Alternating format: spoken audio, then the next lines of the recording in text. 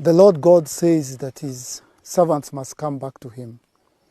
That every problem that Kenya goes through is because his people have deserted him. And his chief generals, the gospel artists, have never come back to him. If anything, they've only gotten worse. But men and women of God who once raised his name and brought glory to his house have brought only shame. You know them, we've talked about them by names. I will not mention names. Huwezi vuta bangi na kesho uende church uombewe.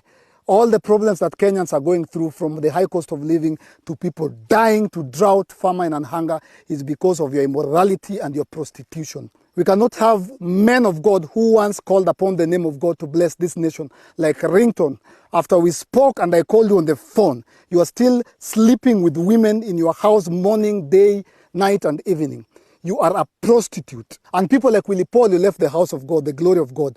Now you're just showing us your chest. You're a male prostitute, you are a male Jezebel, and you're bringing down our society and our community, and you must come back to God. And if you don't come back to God, God waits for no man. God will raise a new man, God will raise a new generation, and Kenya will be saved. Every problem that we've put on the government was caused by you, like the children of Israelites, when they were not listening to God or following the ways of God.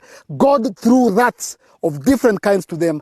Na hata bei ya unga ni kwa sababu ya Mr. Seed na tabia zako mbaya, na bei ya mafuta kwa sababu ya wisdom na umalaya wako. We've had this conversation before, and we're not going to waste time begging people to come back to God. And as I promised you, we are going to raise a new generation. We are going to bring up new people.